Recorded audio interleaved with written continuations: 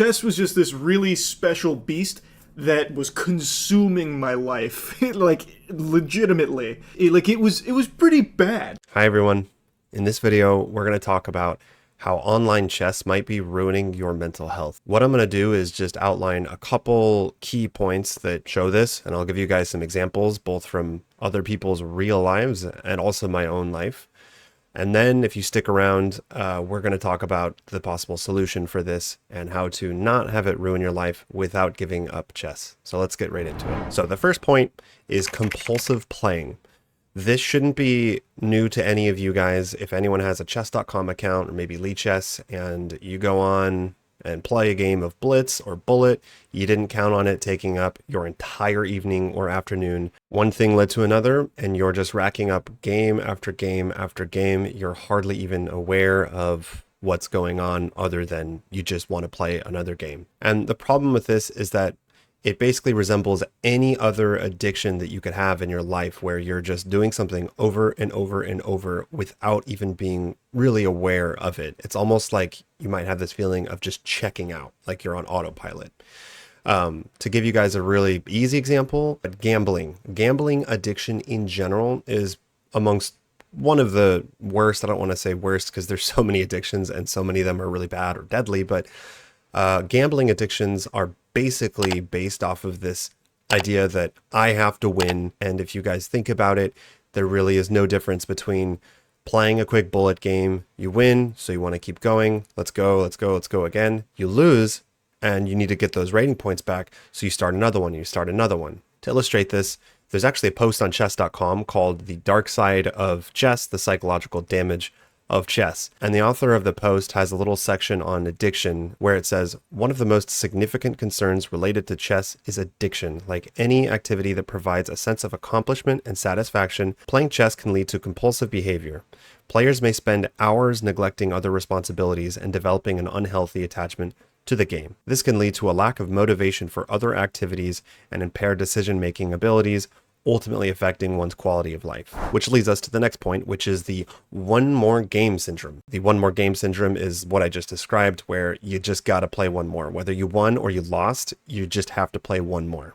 And there's no need to really even elaborate on this point, but what I'm going to do is just give you guys some examples from real people that have suffered from this, starting with a Reddit post. So the Reddit post is, has chess become an obsession for you? One post that was deleted, I don't know who the person's name was, but it says, that happened to me when I was about 1300. I played 5-minute chess for 14 hours straight. I'm not obsessed so much these days. I've gone months without playing a single game, but I do still find myself playing into the wee hours or looking up from my phone to find that the sun has set. Guys, I'm going to just be vulnerable and give you guys examples from my own life and how detrimental chess has been. Unlike many other things. I mean, I used to play World of Warcraft when I was a kid. I don't even need to say more than that. You guys should probably get the picture when I was a teenager.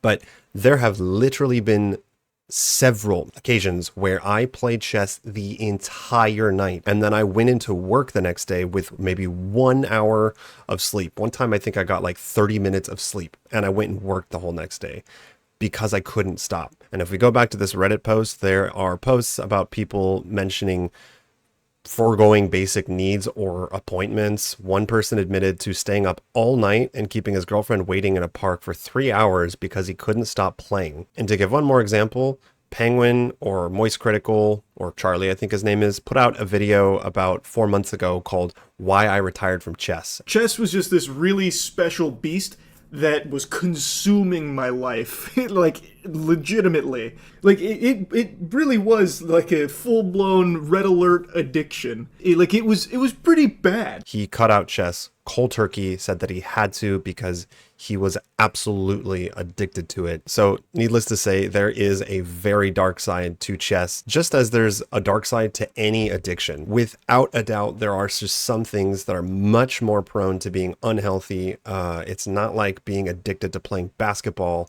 or running is going to have the same effects on you as playing online chess, where you are constantly winning or losing and you have points that could almost be thought of as money that you're losing. We'll get into that later. The third point that we're going to talk about real quickly here is just chess rage or tilt. This is yet another example of really negative effects of compulsive, specifically online chess. You guys have probably seen videos of grandmasters throwing their mouse across the room and breaking it. I myself, this is again not my proudest moment. I think the worst chess rage episode that I had was playing bullet chess, and I had a glass of wine, and I took the glass of wine and threw it down on the ground. It exploded and got wine all over my laptop. Thank God it's like an older laptop. It's not like a brand new computer or anything. And I'm pretty sure I had to go and take that in and replace the keyboard simply because of that. And those are moments where, you know what, if anything, it's kind of like you hit rock bottom and you wake up and you go, what the hell am I doing? And these chess rage episodes tend to start a vicious cycle where you just get angrier and angrier. So you got to play more and more and try to get those points back. God forbid your opponent trash talks you, or, you know, and just on that point real quick, I would recommend, it's not a terrible idea, guys, just to turn off the chat in chess.com.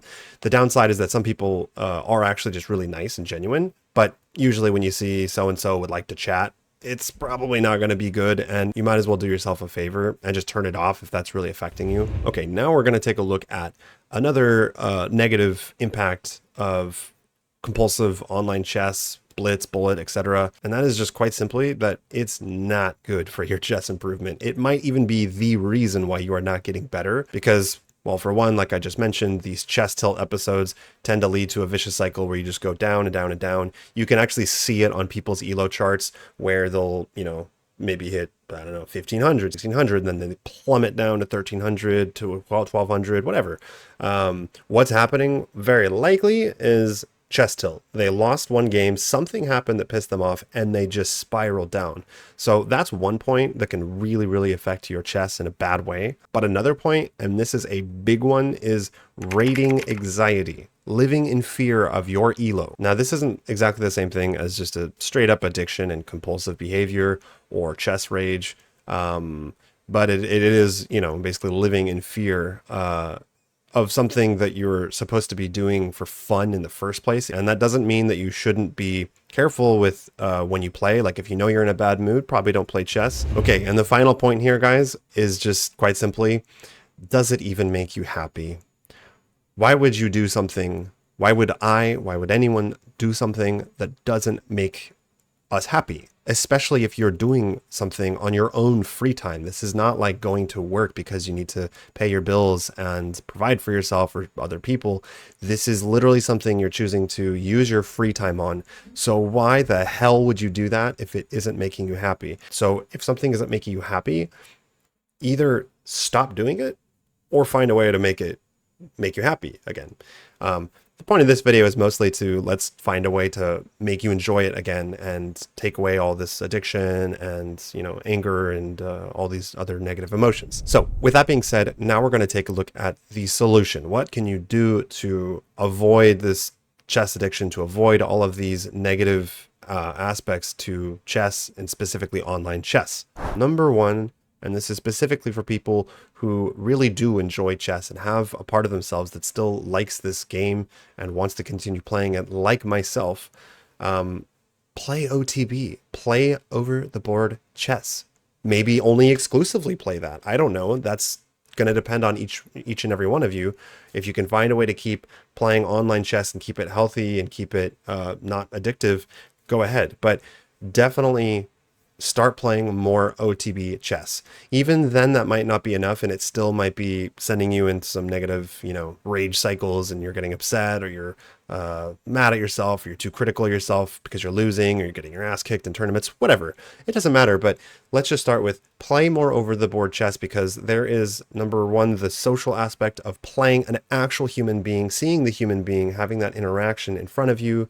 It's not always going to be pleasant, right? Like I just played a chess tournament and some of my opponents were nicer than others. Some of them were more agreeable and pleasant to talk with than others. But by and large, most of them are really nice people. And there's not this like rage and negativity that's behind it with that sort of internet anonymity. You know, when you don't know or see the other person on, you know, their side of the screen, it's much easier to demonize them. And so anyways, play more over the board chess. Sign up for your local chess club, guys. Sign up for your local chess club. Go start playing in some team games, join the community, make some friends. This will do two things. It'll probably improve your relationship to chess. And number two, it'll probably improve your chess. Start playing classical games, longer time controls. Just the simple fact that there's not this really quick paced, go, go, go, go, go, win, lose, win, lose, win, lose. It is better for your psychology, for your mental state, I would say. And also it's absolutely going to make your chess better because you're actually practicing calculating and so on and so forth. Point number two, another thing that you can do, which is related to point number one, buy a chess book. Buy a chess book.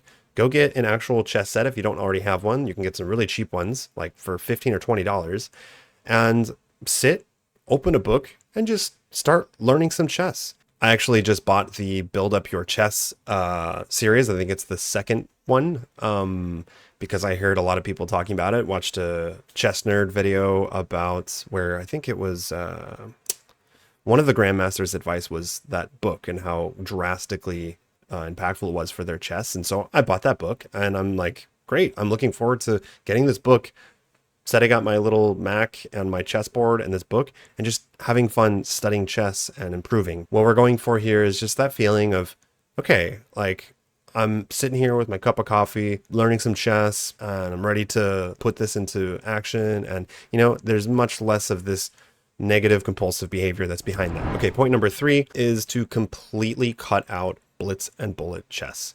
I am not the only one that's going to recommend doing this. I'm not necessarily saying cut it out. I'm saying consider doing this if it is the right option for you. And this might even mean cutting out online chess completely or taking a break from online chess and just doing over the board chess.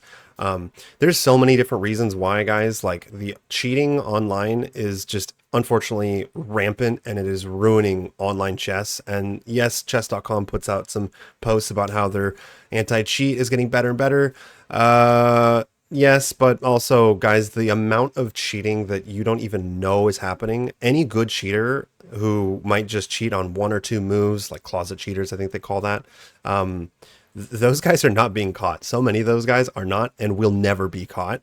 So cheating is a huge issue, and that is a much less frequent problem when you're playing over the board chess. Of course, it's still possible, but it's not as big of an issue. So consider cutting out blitz and bullet chess completely. It is much more likely to induce this sort of compulsive addictive behavior where you just want to play again and again and again. That's the first thing. Second thing is that it's probably not that good for your chess and your chess improvement. And to give you guys an example here, I found a quote by Nigel Short saying, "Blitz rots the brain just as surely as alcohol." I have also myself spoken to several strong rated players, I would say over 2000 or 2200. And without exception, most every single one of them made a point to say, play classical over the board chess. And when they say classical, I mean 1 hour, 30 minutes minimum, and stop playing blitz and bullet, or just don't focus on them. So for your own chess improvement, this is without a doubt, unquestionable, this is going to be the best for your improvement. That isn't to say that playing over the board chess accompanied with blitz and bullet is not a good idea. It could be it could be amazing.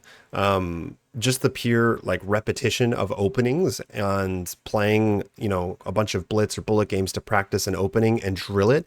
Of course, that's amazing, but that, let's face it, that's not what most people are doing when they're playing blitz and bullet chess, right? Last and final point here is that it could be a good idea, guys, to find another activity or hobby that 100% makes you happy or makes you feel good no matter what.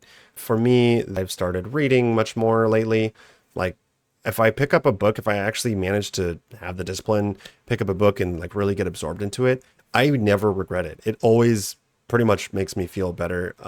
This might be running, going to the gym, exercising for a lot of you, playing tennis, playing basketball, cooking. I have no idea. It could be any number of things, but it's nice to have another activity like that in your life. Number one, because it's just nice to have those. Like it's really good for your mental health and for your life, and you know, but also because you can use it to compare with chess and kind of take a step back and think like, oh, wow, I'm doing this, let's just say playing tennis, and it really makes me happy, and I laugh and I make friends.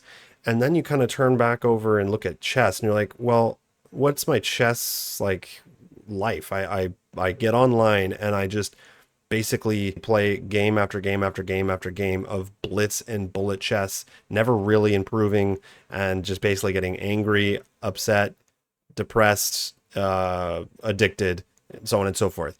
It can be much easier to see, those two things and kind of question your relationship to chess and get a clear idea of it. And also, yeah, it's just good. Like look at Magnus. Magnus doesn't just play chess. He's the best in the world, but he also plays football, soccer, or whatever. Another really good example of this was a recent YouTube short that I just watched with Hikaru, who was like really down because he just lost some over the board game.